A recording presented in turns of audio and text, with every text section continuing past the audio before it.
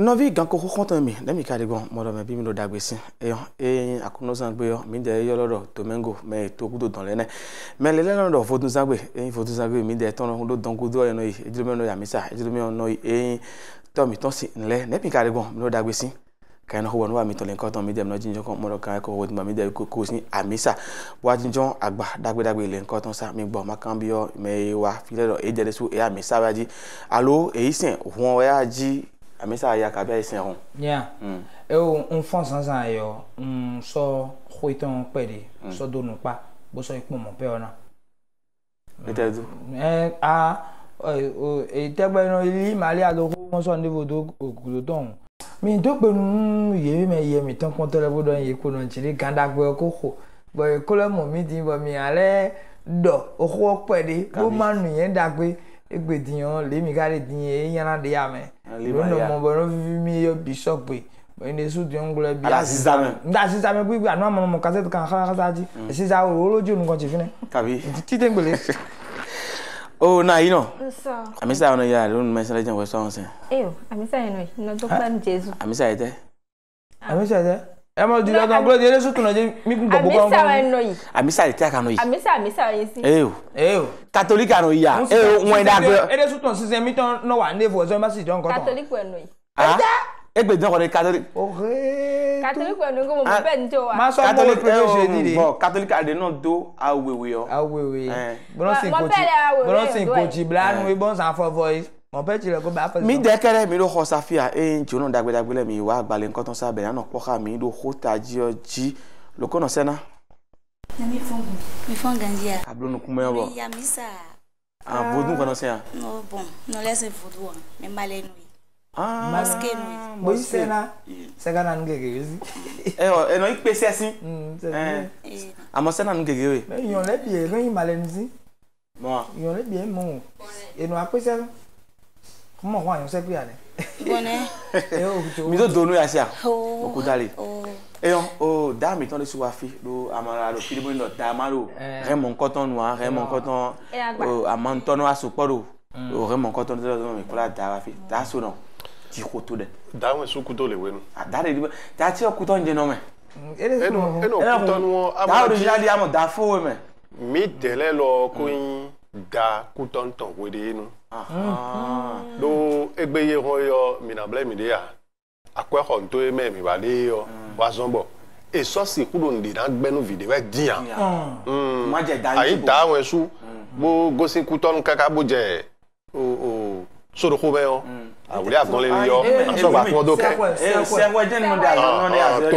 to fi ne bo ya wo dede ne balẹ̀ kwe o sa o igbe ton zo be so si gbende me de dia me on blo ena to dogbo ena to frontier ton kojo ko me ena do kara so je pe bo lo mi da won su na se gboji be wa e wa so kojo ko me eblo da won su le lo ene to kun do tin yo kojo ko me ya video po to ti mo akosu mi je ton me no yi kan ton abo abe ze 100 mi da lo me lo ko to me to kun no tro e ko to me do kun so me do se 100 mi da lo me ko to me ni le boya on ele le be ko rifo ele le ko to me ko da mo lo ko wa da we mo no ko to da ro akoro no bi mo do ndia edo e na keme gaji ede kabi edo keme e ma yin da we do e ma yin loji o soro ji ko to re wa fi di loji e ko to me da hun yan e won e popo e wa mo a bi blo mi de do eyin ko taji o e do fi chobo asisa ko yo mi na le ko yi pe mo ko ton gbe e ka yin mo jeme o da so no e na na pa mi to lo bo na mo jeme nu emi ko tun mo maka do mo jeme ton kan ji a e na na mo jeme mo ko ton mi ya mi ni ko taji o ji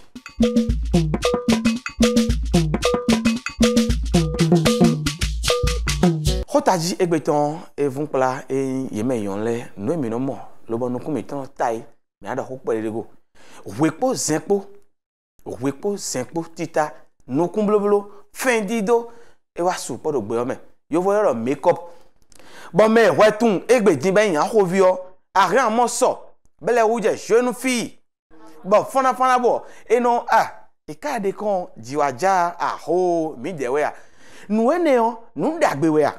alo nu yan we nu mo ko to mi la kende go we po senpo make up bloblo e yin da meton igona bonu kun e to yin lo o chua no wa o foko e no duro mi lo amon wa kan bio lo nu dagbe we alo nu yan we bo ma kan bio na we do na so nda we so make up e do na blow we alo le de wa fi de yan ponu ye pon si eyan mo si mi ado eyan pon nka camera kwa de so je wa ya be ka do gwan blow wa enu de ayan si a cho to esin e do ablo si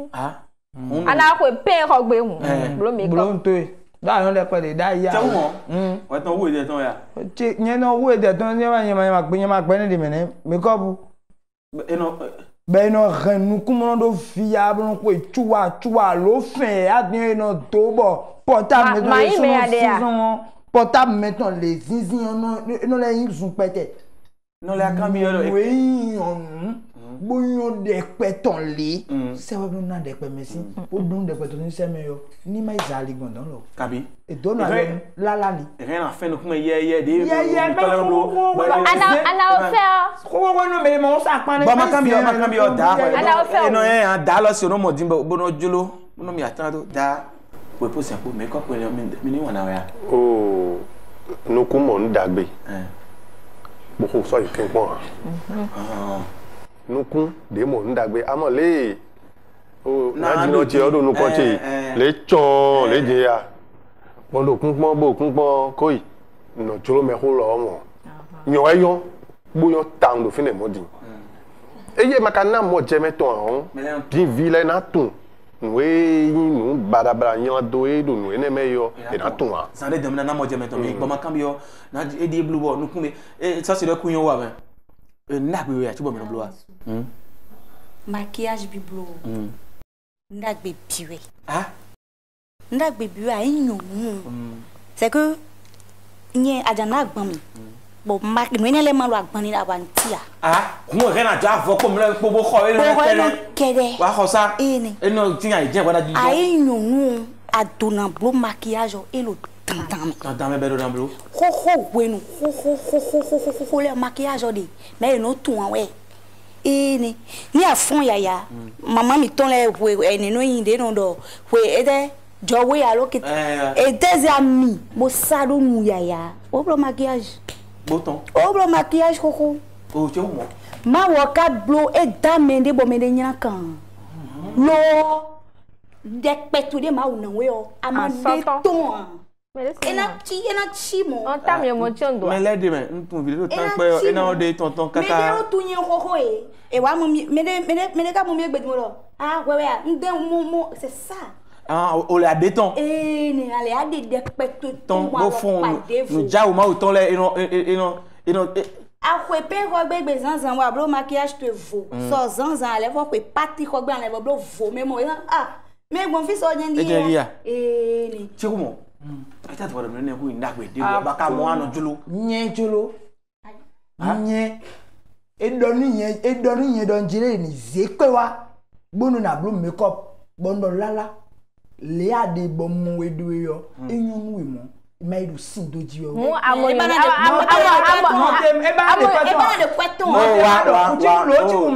de kweton mi mani mi so iya ponu we do mi o de bua ponu ya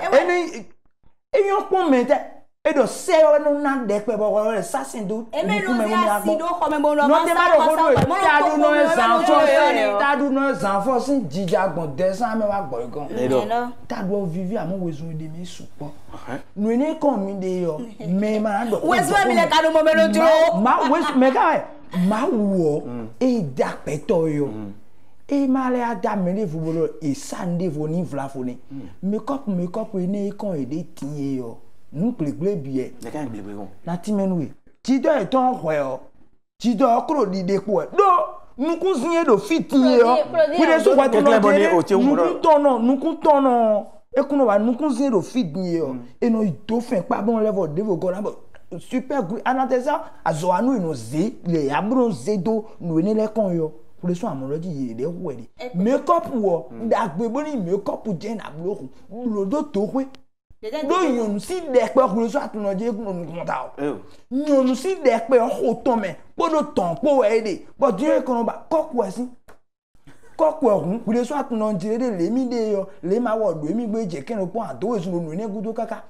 oh na ji no de we tin bo do e ya kwa me dai kwa me ite don kade ye me no blo boju lewe bo fi lo no do to dan bo fi lo no do wiwi e do tre yi ne ye me mo ko ton le o ye de la do ezu won boboro ke e we so mo nu oyun a me de son de we a bo aka ibande do ko aka no ko oh wa ye wa no bolo ye wa no bolo ke ma ko bi o se na le yo aya e do fi le tin yo e wa chi e do when do keke en gba o me ko po Adigba ndon Adigba ni wa do ko do si ko to to ma fun ko do we ne yo awe so sunu de ma ba do je ke si to ni nyopon so me de bo na ko da ko ni na ti me ko ko mo de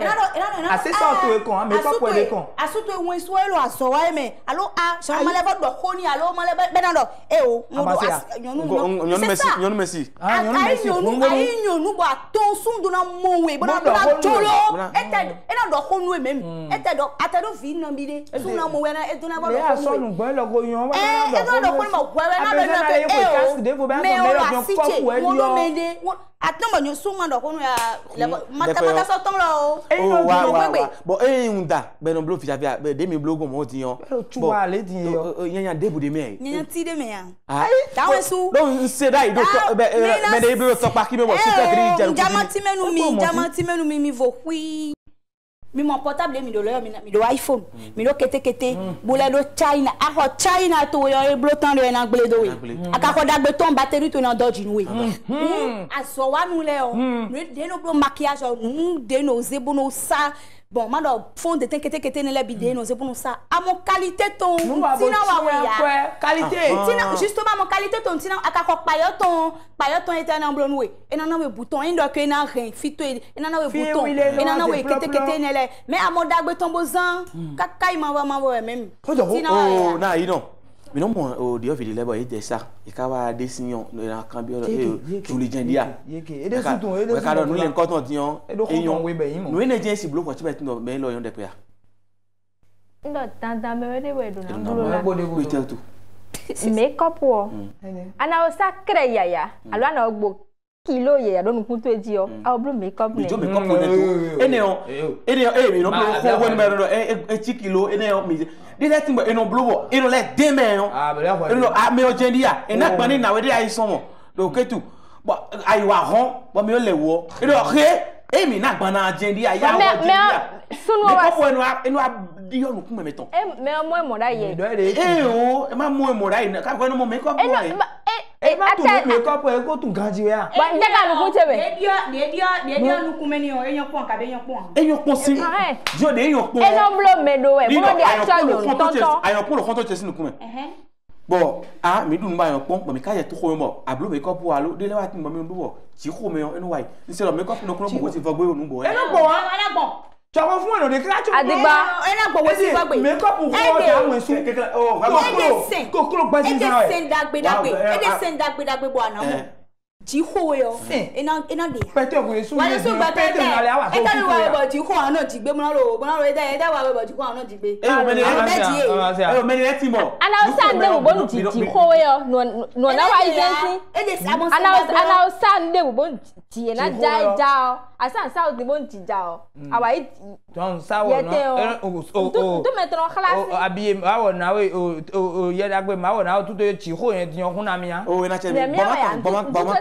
mama ida gon do do mi le ti yan no so ma ona fo da ku to etan no so ma ona fo da we ndo jojo jale do kaka da jin no do eyan egble o edi me de leti mo edo o portable en khokho ewe no ya ba koku yo mo khora moto do khokho je yo ewe no ya ba sen lo mo no ba sen la gbe no vani moto mo koton da mi ko bu khone wa ne bo mi do eyan pon de 20 amo ino e maka igolo ton ni me kuno to ton golo ton pere mi o ndo meji na ji no son boyon pon desu nyo eyan pon yo me na nyo na we kadi non dagbe yo de te kon di do indie wa yi po egbedin nyɔnu enoblo me kɔpu yɔ ele yɔ nabia ka no sunde xɔsa bro si ku segbe na sutɔ bro yin nyɔnu wɛ do metɔn me kɔpu ele me de se nja wede ndo fiyɔ e ma si gbɛdɔ na dzi no mi tɔ lɛ yɔ yekuno batsɔ wo ne atsɔ de wa wede nubɔ eno de ka bono wala nu kɔ kɔtɔ metɔn mekpo fɛ yɔ eno wala yin tɔ do wu atsɔ de ma nyala ne we tɔnu sinu ne wa ne bɔnko de kɛmɛ dibo dɔ mɛ dzi e na dzi nɔ e lɔ e ya zɔ e ne wa tɔ yɔ akɔe e na mɔ de ma gble ne kɔe e na mɔ de ma gble ne e ka hɛn na ti mɛ ta dɔ mɛ dzi wa lɔ wɛ gbele lónìí mo do yovo si yɔ bidze na bɛ mɛ to mɛ fia tɛ ka yin nyɔnu sɔnu wọlé sɔnu de dɔnu ku dzibo ti nyɔnu tɔ si tɔ ko ye dɔn. k'an kɔ a tɔn yɔrɔ la mɛ bɛɛ fɔn fɔ a ka se bɔn nyɔnu ye ka do nu wa ye nyɔnu ye do asɔtɔ nja. nyɔnu nja nyɔnu e do nu wa yɔ kana egu wenu tɔ awo gu wenu do da wu agu wenu do nu va da ɔnu wu agu wenu do nu bɛn ale sɔ hui de jonu sun de alo mɛ de bɛna jɛ nu de sɔ do nu kuto ita yi tsɔn bɔn hui de sunu gbɛtɔ aba tsɔ ye ne ɔmu wa yɔ ma le wo ɛ ale ohun atsɔ de ko le gbe tɛ lɔ mi ka di bɔn diɲɔ eyi ekale bi yɔ wɛ do mɛ ganji lɔ wa yi kpɔn dɔ ye sɔ nuɔ ganji yɔ vodun tɛ dɔn ekono ti vodun tɛ filɛ ekono de fiye nyala do lɛ de bɔ edona lɔ ti mɛ fi mi tɔ lɛ gan dɔ bɛ dzi mi da tsɔ ba wɛ hun mini lɛ kún atsɔ boba bɛyi mu ahɔn mina dzolo bena nu asopɔ ganji bo kana si kun asopɔ ya. ibi mɔ vodun tɛ filɛ de nɛ. nu yɛrɛ tɔpɔ lɛ filɛ wɛ yi de. soyons clairs. nu eko nyo se le amɔ le ya de di ya e yan sɔnu bona fɔto na zɔn de gbogbo sefi bona imali ya gile tasi dɔn sunu yena do kun te yena supɔ. mɛ ma yi mi tɛ dɔn wa yɔ na de ba lɛ gbakun lɔ do tɛ wu ayɔnkpɔn bɔn a ka do sun do kpɔ xɔsa le yɔ mɛ na yɔnkpɔn na ka lɛ de ba dɔ dzi ɛna xɔ pate yɛya ɛna yɔnkpɔn ɛna blo mekɔpu ɛna yi yaki bɛ ɛna blo mekɔpu eke de jɛra wa de mɛ jɛra ŋdɔ wa ka de wa atun nue ewa kaka atun nue afɔ do gbe ya ewa zɔnbɔ na bi egbe di lɔ bɛ dzi mɛ xɔ mi tɔ lɛ ne lɛ dzidzɛ yi bo lɛ wɛ do mɛ si azɔ mɛ xoe no tsɔnjɔ dza lɛ no gege tɔn no tun tso bolo dze mɛ yan nua ko wa kaka bɔ sun do kpo mo we de wo ya tɔ mo we bo dzolo yɔ awo de afɔ gbɔ do atsɔ de ti bo yin nuwe yin mɛ do kpotɔ ye hɛn do kpotɔ yɔ esoja eɖɔ asimitɔn eɖɔ yi xɔ do mi yan bɔn diɲɔ pɔya de nuwo dze we gbogbo n de keka bɔ sun de yɔ do dzolo tɔn. En pensée, en parole, en pensée, en parole, par action et par omission. Lié, mais à cause de son diodo, même le mélodie, nous y avons des autres banjos sur moi, wakomi dio, et ouais, il y a fort d'obéo. Et ouais, qu'on y a fort d'obéo. Et l'un lilion, ma soeur est dedans, alors hakakaji, péon, on va aller à fort d'obéali. Fi ko de hui de suka oyi aoyi me boko do prédisposé awo sonu di ndo so de kodo wa o to na drondo e dandan bon ye me kande wa o e na ve wo njawe ye me kande wa ma se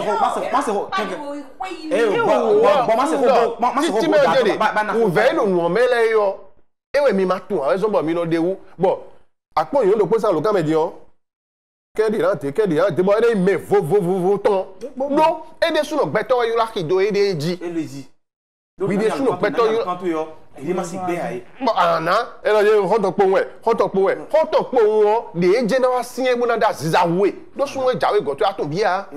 nùé náà ẹ̀yẹ ẹyin wá pé ìgbé ìwà tún bíyà ẹ̀ káfíńlá mi dé wú bọ̀ àsọ̀nùkún pẹ̀tọ́ tí mà àsọ̀nùkún ó pọ̀ ìtẹ́jú ló pọ̀ lè yọ àgbẹ̀pọ̀ alọ́pọ̀ ìmọ̀ àìní Mais qu'à doué.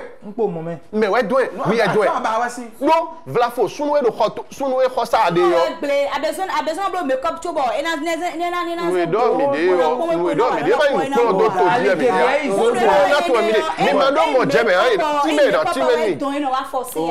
Ti me ni ga do be ji. Amo we ne wa jodo we fi ne din ya. We ne ajodo we din yo. Sun de tin bo. E mo ene yo. Di envie de ton non. Kwa na bi de de na san de be. E ma ndo afo e bi don mi an. Vla fo bo yan to yo. E pe ou. Boko re. We ne da choji le ba gbo e. We de do wan. Bo me di yo wa. We mo ene yo to gbado ayi to gbado pe e do gbete me di nka de. No we to ya de ro pe bi. Ne mo ma na ke choji ya. Oh da. Da no mo mo da. No afo khoji ni mi ya. Oh sena. Ta lo yiwe di. Da yo. Mais comme blotoleo, il support. Mais no wazo mon coton leo. Il support. Bon, à quoi ton no IC make up ko khoka ko mi me neton e be. Khoka ko mi. Maintenant da yo make up me mettre dia maquillage wedding. Ah e be di on approfondir ton, ça fait vraiment un maquillage simple bon. Et pour ça le mais vous comme mon coton leo et support. Bon make up we no blo, yi chaki kande, chaki kan we na bele di on. Et dans mon chaki aton ka, chaki we di on. Mais on make up ni make up eyon bo mi ledo no eyon e na so da pe da ko baby ablo maybe na blo ko wesi mi ledo akoyo de do boni maybe mo te blo ya ka mi mando nu mi nyeno blo make up achaki aton ene de do mi de wa de no blo a e o no blo a mais ka no blo chaki we chaki aton e dépend ni débutant ni me yo ba lo pe top crazy ba do e na ton do to promotion bonam mi na mo mendo make up ko da ko le de na de tena mi na gbon fin même 5000 même chaki aton ya o sera azo ya no wa anu mo azo let's go so anu mo make up le ono make up le lo ni ni ma yo na do make up lo ni e yo na do chapeau make up na blu na ba yan la kama no blu ni justement les maman et maman sain da kabi 5 minutes c'est maman sain si ça gagbe ya kaka lo maintenant tende non bio wa donc non bio base wa ni non problème il fait trouver une solution wana e maman azo wa nu dagbe ya ntona dijan ya e ka mo azo wa nu dagbe yo clean e wa no mo lo to ko mo no jolo da ma bi kasi o no me ni me de mo make up alo mo maquillage lo nyon de si lo to ko mi be jule yo ni ma do na si ton ni blo mi tu no je ke tena lo pere ya ma ko le mi o era blo pere ya mi tu na je ke no toli no e nu siso maquillage kete nyon le ton lo to ko me bo sun le lo na si ton lo e na do bon mais les blo mo wa su blo parce que mais les blo ai na do mo mais na do no ba do ke ani blo no lo me mi no tuna ke ndele we so mo nyon le no ko ma blo khosa we no ton sun le ikokota le ta che gbon yin we tun eno asimo make up on yin bo mi no blo ne make up on yin mi no blo ne mi ma kono azo mi no wa mo no do akwede me o yan de me a yan de me wa yin mi ni mi san azo wa nyanya do nu ku mi ton ji o e na ton nyanya wa super glue na nu kon super glue de bu no inu kun ji ya super glue de bu no inu kun kon wa ko na un da chef atu azo wa nu le ya super glue de bu no inu kun ji ya boni mi ka blo boni e blo fe ki choko mi ka no pe wulo bono de to eno bi no de dun bi de agbezo e de e na alo fide na même doto même gbelo ko alo fide na de te alo vi bien se don na bona de de e fi ene o de choro ko ne sin bo eno de bi a do fi an de da do fi an sin portable do fi an du mu bon eno le pon ene da pa ko vo ya bi edi o ta won su make up ko e ma ti me ni ere so si tun e da so azo me ede sin ba e to ye for se ton bo so de me yen so tun wa passion we ye me le forcer ya passion we yi azo ne pa point to e pa point to ti ya da do ni pa point to dio c'est que a soué ni alo point to to ni mi lo do atro no gane o atro no yon na bro abon do kan na bro back to the no elo ping yon we sun elo ping ba na de kweton elo ba na de kweton e ka mo lo to ko mi o ta won su mi pon kanji mi pon kanji e me no do e ko ku yo asiti mo blo mo do beton me fo le ye yon pon wo ti di me e ku yo me ta won mi pon elo alito no ba kan ma si ya e we no ba kan ma e ta gbe ale te lon ale e mo yon janu kan da e mo yon janu kan nu kumeto yan pon we mo yon janu kan di mo do kumeto yan pon we e mo yon janu kan ne janu do me de buro yon we blo make up we yo me bro bro ye ene jolo e kale jolo mi we yin o van ki meje na ho edo abi ado ko de ra ho ko da si ko do e na ho ko jo ko da mi ni do ko do si da mi mo nu o be to yin lo yin we to wa yin da sin wa da mi mo emi no jolo emi ku gbe o donc pe fu de kan jolo sun de na jolo we yin wa na fe situation condition de vie situation de temps condition mi ton situation mi ton et nous fait croire mais souvent d'ailleurs que mi ko ban le o bo te ka bo boju le je boju lo wa gbon to me fi ne to wa to me lo ko ne nu din le yo ye mi to tre yi ni egbe me ko po da ye jeri e to fika da jolo ene wa ya o me ko boju la sena me a yo le pe o je so bo ma ka ko bu so bio me ko po me de kon ka be na ya na yi je abi na le wa jeji we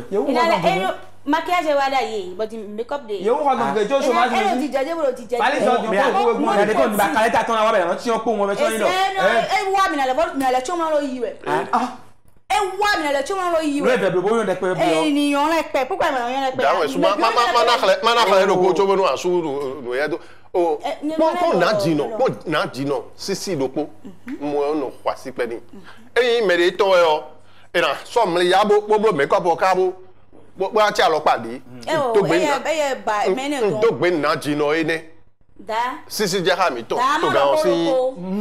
madato po le no tie ko we ha me ne dia bo jion todo e me ko no me ne le tun me jo me le tun nya do no ene me ko po yo so nya do ko ya me bana yo ba ko inde to ba yo dandan e je so mo mi la cha e ti le do we ni lo de san we ni lo de san we bo no do man blo na te ton ka don do de su e te ti lo mi yo bo no do man blo bo no we lo de don wa nu mi bolo nu konti na blo wa do na e jo mi me na no gbe do donc e no mi ma pa no blo me wa sana azo na mi no wa fita no mo wa zo mo ko ton menoten kendo nu wendi menoten kendo nu tendance style ah mi da no blo makeup kede ya en fait esthétique en général we mi no blo mi no de yon pesin comédon yon pesin blo nu kumelo clean ene la ko jide ene mon blo gommage du corps buna tout nan didi mi de le wa so de mi do boju ko do we ya parce que me yo blo boju bo tout eton pele le mi de le no traité bo tout eton wa normal toto a to ko boju ko a et nous on lutte contre la dépigmentation donc ni que menedo ou tout didi bo chan ba ou tout on kon aro tout on didi tene do na didi yo mi de lo fine bona do san les ni pharmacie bo khone amo da wen su neno do makeup ho e lo le o neno do lo po na kan lo po ni makeup nyon pepepe enyon amo e blokun e ma do e me o e ka blo boni padanu e ma do e o ma sunsun ku me pon parce que ni le wenu le voto nde vo wa no le ko e blo makeup bo o te gble e ho fiton wale nyanya we ya mais les le mot jamais to bon et justement donc ni a ça badano ma do e o nle u nsa savon e o ede awin eta leçon ne mi o lo de mark le tonde bo le o e we anansan bona le no le pisinu kume bo nu le bina wa bona kosin agbasa to e u ganji ko po se po mo ko ton ma ka da ko ya ka si bloa wa mo ma si blo ne ani duka ah me bi kan blo mais on nous comme le pauvre attends c'est vous ne sino rien kan blo ku de bo se ko dans le pauvre mais ma do ko ne bo ni bon amaro ko ya te me te do ko yo me no fine bo ko do kre ko do nu de so ko ku de so ayi onu a asa do nu le de bo ko do amaro me ko pa no de pe ya tun le a onyo le pe me ko ye forcer bo bi me ko pa no de pe so que da so ye forcer ton et donc ina le de pe le go ina le jeji ina tell me din na sun taro ko mo ko ton na yi o aziza ko si apa ko aziza ko me no yo kan sino e tengbeju e no ko boto no ke no do agun mi ameni aziza ko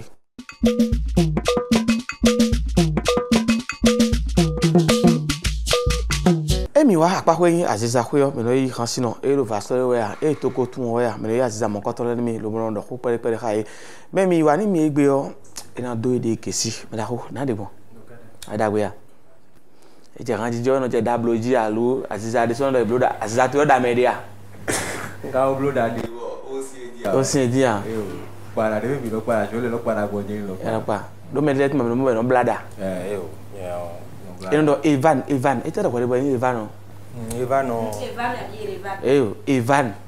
Só de mama football sim. Eu no cambia, mo je me badin de. Evan no. Me de no c'est musique mon fibio. Ah. E ben do ite bonu mi tena oze gang de comme na c'est son kan mo ton lo ti. Aha. Ba me me gade. Si si. Francis Gumeli allo. Emeli. You know, ina so ndebu yan le mi de khode le tin ko le ba mo kan do. Kabi. Bo mo kan le me din to. Asisa to stop lo. Bon, comme ton temps de, toi mi ton ami, non mi ton ami on est non. Awoyo au gris. Awoyo au gris. Mais non me lève so ko ton no cha no ba han ko na. Gris. O ton apa ni ko ya. Evan. Evan be kan ji ni ko ton ina bi mo. Oyo blo ko yen. Ko ya ni ko ya ton. Azaret mo dogo me no be ton si mo no. O so dogo ma be si. Besi adoko we dia. Ade jiwe bo aje susu je we ganja ijeji, aje kan jide jiji, banja yo. Ina lo wodan we o. Ne bo nbi kusu. Wala patero. Bon fait non. Fon gbe podo Yo go bi. Bede we no jan no. Ko ta no fu a. Allo modern no. Modern we no yo R&B. Afro. No me de no gizi me mo to nai. Mais le médium vous l'avez pas mon bec allo. Le médium a pas allo no me go mo pon afro ado e ba o agban ko en chen kuma e ba bram do po we no bo c'est tout fini do won wa chi yan kuma. O ite mo. Na fon wa no pon mo je kan jiji. O me lo kan mo ko to to lo po en pon bo je. Tion e kan do que mbe sin choral le so. Choral des enfants. Et wa be sin choral des jeunes. Ça étonne. Da won bo din kan ja ya ho lu bo. Ah mi sa ye so han e de ko ma shiru be no me no da ni me. Da ali jeno ale pora. Mo so no azi. Jo ana se kan je lo so na Me ba. ko ali ya we abi me sa ye de me bodi. Esa so la de ye dia. Avisa o ye bodi o kwa. Mi o de kan keke ton. Angara le ari o lo jo ko do me don. Ah, awo je leji a. E mo ton we da gbe ya tu kan mi we da gbe. Bo je, ya mo da ba so mo ta to mi wa lo ma mo da po mo wa nu lo we. O ite mo Àwọn da gbe odo kide so ran le adi. o da gbe odo mo amo when do me fi ego sin yo. Eno won. Adi de tele le to to abi adi sis. Ma so ba eni o. E va no kan je di on o Ramon na bi mo mi ka o de ton. Ko de han izemo. Ha ise mo ton. E o. E di me mo mi le di fon ni mo no to chuku to lo no. Mi o me na flan kan ko mi na si vivi na dia. Je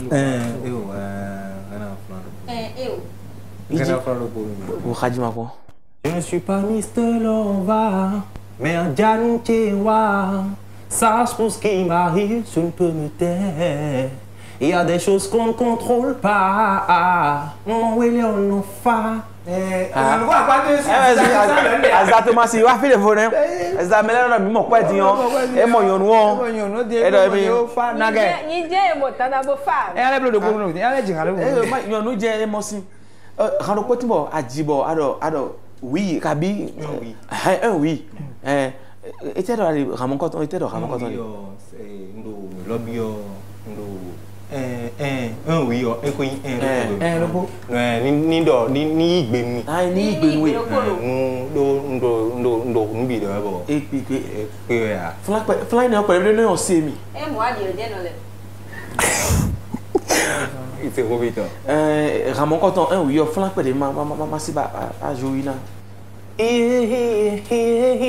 Evané.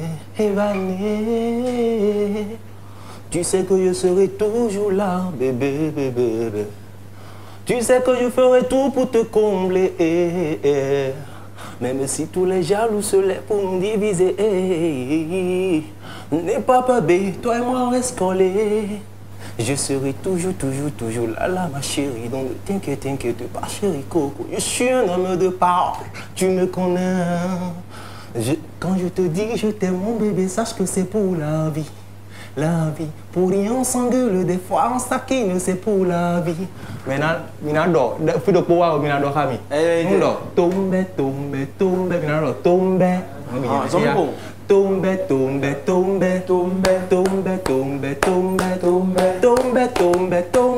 Abaza ton dans les dos, podo, et tombe, tombe, tombe, tombe, tombe, tombe. Oh, asisa to yo, bon yo nu ko ni asisa to no yin yo. E teta ka mi yo nu le yo nu me ajori ado. Ba teta asisa wa to ndo ko lo sunu wa. Yo nu le go jo ndo ko wa. E no ndo ko lo accompagnement de sou. E no idome ndo yo laisse côté support au fini wo. Est-ce que c'est là où ton temps? Yo nu e gbele wo ya ka bi.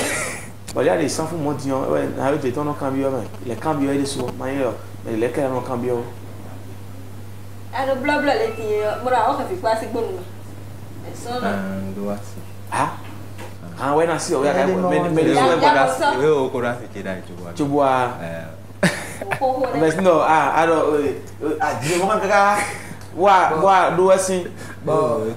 et jo kan do asan wa ndia. Ine bi jo kan sin a pa ko yo, mais jo kan sin pa ko do. A c'était me agora. Ndo mémoire qui préparé. Ah, pour tu vas la village en communication pour le développement. Oh.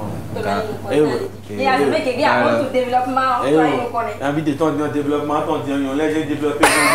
Non mais c'est ça ton de holo, nous dit dans le holo, développement ton ta. Quand dit au béra do Ivan. Evan. Ya do be. Do o flin ko aizen ko tewe gudo don. Bo pon le mera ko ze rangbon yi.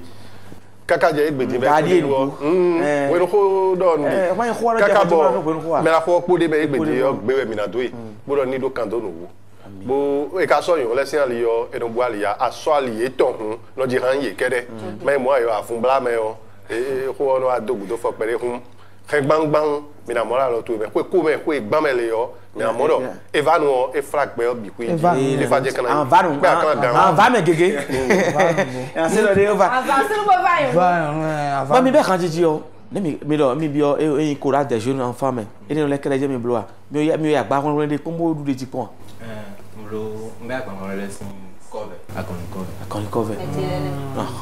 no wa po do be to na se staff promo ene we me da ko le ne bolé hablo podium vacances le quatre poton foi com bolé hablo sando le hablo de bodo coton pedo centre culturel chinois e aro no kon ya me sa ya to nu mi ya do pe pe yo me te tele e va gomen men e da wo yo ko kwa na sali kaka e no sa na do yi coffee e no sa trophée do ton ton wa mais si zolo affectation ton ro yi pe on a ton lo do ni ama ko le so apo menu enu we ba apo menu bo kan sin no ko fonse le yo ani wa ni ide yi ta bo le ton aso tele mo ko ka kan mo a me lo e no do ko jo ko ba khasno mo ka we nu eso po memi amo ale pe ro do fe mo pezi wa bo me we si ba khun do ni kale pe won sin kan dia ke lo ko tan mais mi do bon pezi si kan la ke pezi ton e je nu kon ni ko fe number 1 ya mo we sin wa te bi e bo ke pezi si kan ko mi do nu gbe to ni na te na mi de to o da aw do ko fit me da bodo e ko do yon le to na yon amo ni do utu wo e mo jonu film make up ko do era yon ni ma do ta me wo e ma han e do ma do ta me wo e de make up wo de flu me na ile ti ma mo make up lo bo wa no lona o do gbeto nu sen o gbese ke yin ni pe to ni na te to bu gbese jiji o wa yin ga ba yon ku e amoro on to de ne han e wo to josin do de do ale pe han wo ra pon ka do ale pon ka di won yin han e de so mo dian won yin ro po me da ko ji o yon le mo kun fe e ma da si ton we do me mo wa me da ho be kana mo mi jom ya mi ya to ku ton to ho me do coton to e we mi le coton bo mo fe ku bo ton mo vodu no yo mi ne ho ni ina yo mi la mi sa mi le be ho kabi e o mariage ko le ko krem ni ho ndia e o fibi e yo ko ndo ho ho nu o le wa bo ji han ko ton fibi fi yon be o de yo e te filme vidéo sur terre do ye a ti rado pour un soldat a dans des boka ba soldat ti le jo soldat histoire ti we ah Inde na c'est temps da mi c'est temps faire ya. Ya photo clé mais do ka so. Bodo clé yo wa yin ko le de mi. C'est temps no. Ma film na tun wa yin yo no so ma de wa yin han ji je ma film na tun le ri ani. Mi se mo ko de me do na lo ya de ton yo nta fu yi. Na ma ka ta fu de so wa ko mo ka ta fu toton. Donc nous et wa nto no avenu vi bo fi wa je doji. Soldat attention bon don parce que don traverser de là. Ta me won. Mais non a blow da de wa. Ko lo da de we no a. E no ko da ton no ko. Tio ta me on e fa na du no. Ero fa yo. Ene bi yo wa inspire Kabi. In studio. Bo de but to no ne kan soldat ne kan pitonto mi kan do gbe mo de skills. Kono we manager kono no. E propulser mi ta na mi de level. E wa no lo. Eh mi ma asisa ni ton de flows e slow ba bo je iji kun onu je manager de oji. Na we ori e ton ni da ori o audio to this way. O bo ko e pele esi do a. Kabi. Mo lo ko ne ga mo hasna le yo de tese de ta babon. Da jero be sisi. Da no sufo wo si. Da wa no sufo wo che no ade. Tabe le programme me. Le programme. No ga na blosi. Ah ene le wa le no na me bo ko de ku programme me. Le programme chema. Kabi. Et moi Ivan dit le bon et na ko ni mo vla fotian alors quand tu dis ka bon mo Ivan 61 01 76 83. Elo ni ke jon ko mo. Ai ko cho ho ya lo me yo ko lo wa ko mi ona ko ni me. E ma aso e. Ga so ya ko si. Ama lu ni mele do studio me no blo hane. Kabi. Amo jonjo dali ko ton le akọ ton ba ya ma cha fa ton cha ki o. Wow. Ama déplacer oui. Ala so yin lo nu kun ni ye no ya wa. No ya wa me no. Mi de ro mo a. E mo hu mi lo Evan bai lo bo e o me na yo lo agoreji alo e o jigbe san mi ton bo mi do dudu e. Mo mo ko ton bai e na ji hanu mi o mi ko alo kan mi ton 61 01 76 83 e na so yo lo nu mi alo ko de bona do bo mi sunta na pa ko lo ya. Na do gbe me de lo sustenu mi esi to le ka je do gbe nu agba won sa de mi gba mi wa. E considérer mi wes mo mi gba mi la wa fi na chen mi ka no so de wa. Azizado khale ma jini mi flavoa kabi. Abia do khale ba jini flavoa. Azizado yo pa mo yele do ndo mi tagba ya. Yo na blo hande o comme mi biro fun gbe do pe sin han ni na bo jinu. Wa no do na. E abojini no e ategbe do no kwa. Eti le esi ayin no. Kwa de go fine. Alors, Quoi de quoi finir? Bon, c'est horoscope ton. Déjà les dieux t'es. Asido ko on ni horoscope ton dia. Scorpion, une femme. Alors, fille la je vais mais dans les hommes quand on même ko ma bi même. E o ma ti pe sin ha blo kan to de ko ni. Blo kan ni bonu de sin e je ho no ku to ji to. E studio me ne desi. So mi. Mi do ni gbe to de nu tera li de to e. Ndo na mo e cho zan na kwa di da bo tun ni nu teru to de to. Ndona mo e chwa ina lo fiana ki bo unwa uma sona je tagba bokan bi o ya lenu ati boni ndona din e cha won Ọlọ́run oh quand ça me jeme no wa mi na yi apako de vo nu wa le ko ton apako de vo ewe yin mo jeme bi ami ni mo jeme si apako.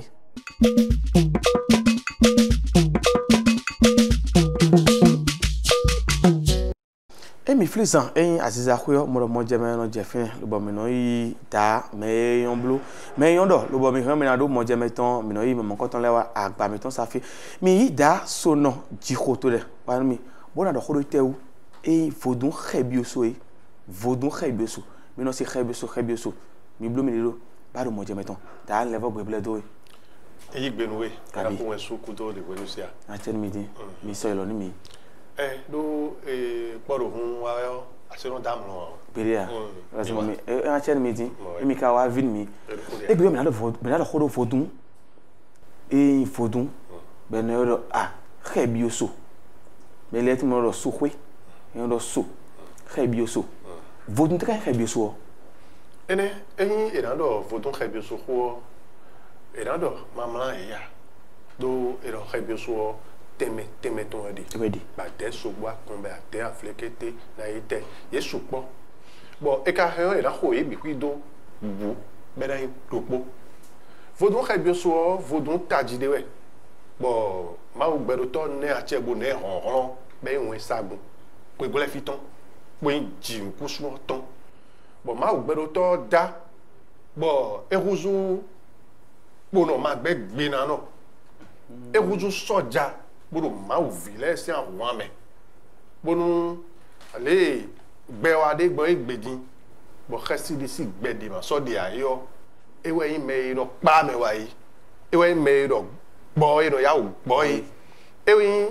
me ma o no de sado aikun banji fi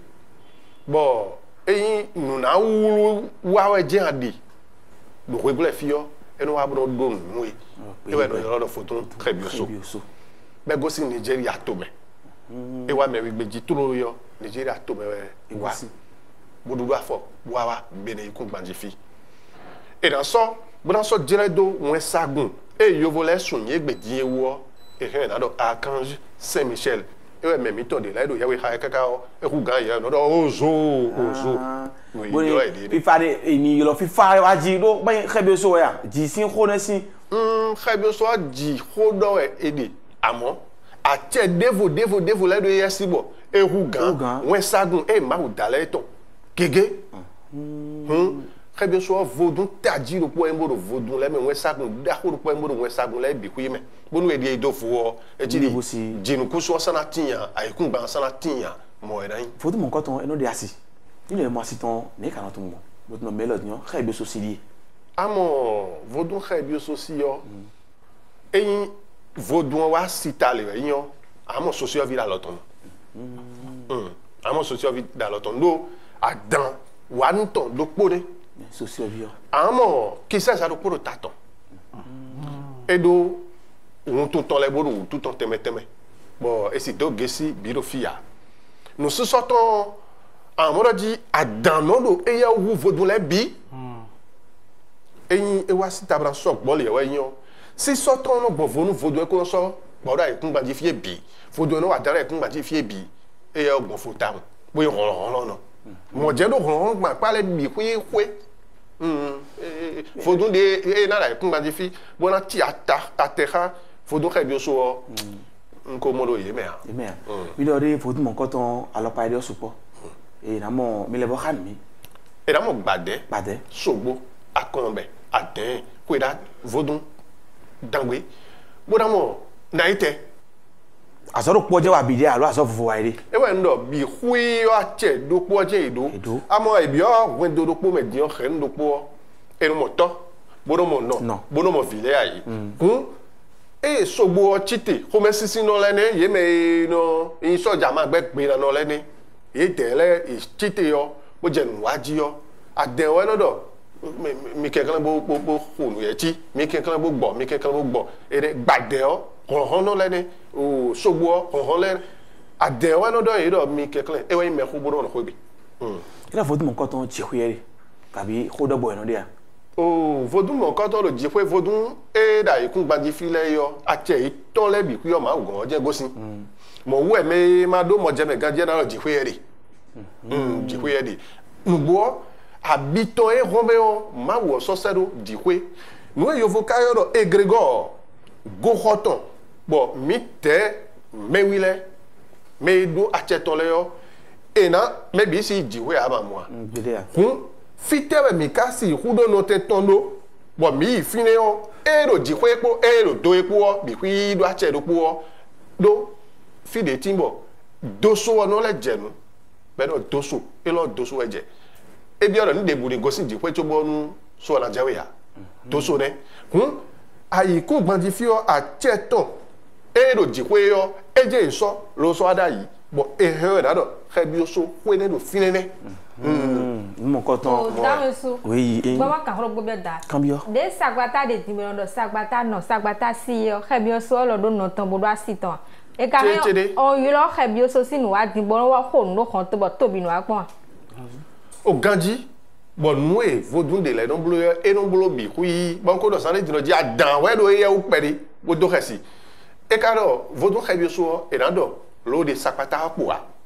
do ndoji go hoton ida ikun gbanji fi yo faut donc on a dit ouais et là wa très bien so nous fi de bois dans anamo sapatasi do fi ado mo je be ayi ku gbandie e da chede yo me de ton ya ku gban o ayi ku gban no podo epo elu akojije we no de epo wa egbe sangbe dian o le so no wa ta ka gbonda ita won yo e so ro mo egbe dian be wa chi do e wa nje to la yo so no wa bla won e so blo mo e je corruption je e bi obi meje ja ko ni ji mi no chi adanton ji do te we won yin te mi gan zambo ni ko mi do dai ko do nde kunde lobo chi adanton ji mo dai podo egbe po do po pere nde kochi fodo xebi so ji gbere pon e to vodo no ka bo to vo si odo kwe da do voa e ka poison na mendi me nja na timenwe e mi na bio apa ne ku yo e supo me ko mi na do na supo lo gege me na poison e ba do di on don men me do ade yi ne ye ka de gbe ba don meni to ma ke alo to no bi ye me me don men me lo ne lo ka de gbe apa ne ku yo vo sese we razo mo gbe me fi we gbe fi si gbe khon to e be mi de yo mi ni su bono gbeji nu ma gbe lo to so njewe ya o e no je tegbe le no blogbe na je no blogbe egbe ti yo mi fo no le mi wa da so ko nu fo dun we o mi no do e kekere bo pon me do tewu gbe o le hun mu kun gbo e de wa zo bonu ena do a che ko ko za e tegbe o ai vont period na no je we die bu no na no je do manye wa supo et le peu de science éloigne de Dieu beaucoup en rapproche nous manye to wa do paso bon nous e mo lo zodon yo e na jele bi wi do mi de gbeji do te e ji kwaso kana ba nvo enele bi o mana wa da ho enele bi o ku de so amodo ayi do ko na no je a e ka je o nu e no ablo de me yo e we ko ya e no so yin nu kuta si kwa that's wrong vodun mon coton et ji me je wono jenu alon me le dion me la ro me wo si me la ro le blue si nta tu me no jenu ndo do zande din do ji so no je me wo do so no je me e do ji me dan na e do ji me a e golo lo bonu nu era do si wa de wa huzu relu no alon me chiri de ra jawe boya na do e lo chobonu e do to no le yin la lo a se sui do po de se dan do un tun lo me ho wa de mi do ko ko ta no de mi do so mo dian le vo do ni me be no jeme ngbo ya me de do so nu me de ya do ko ngbe ama ndo manyo wa do no bi gbele wa do mi ko fi e golo lo ma wa me di le to banyo no zo bo nu e ma je ha meton e no bi ro bu no he meton gbele bu no ve do do ji emi hemiton gbele yo donton we na yo nu misin e si nyo a le no blog no gbe di nko no da ba ji do nu yo eme yo e ndo we lo na so do nu ko endi pa do wa kawe yo ene o je we na ve do do e je do nu wa do ni esin aji e we ya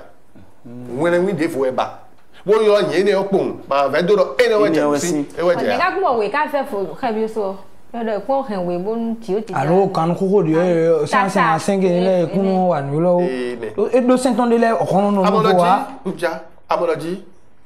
me da ko kwi landa gbagbe yo we sagunde we no sedua baji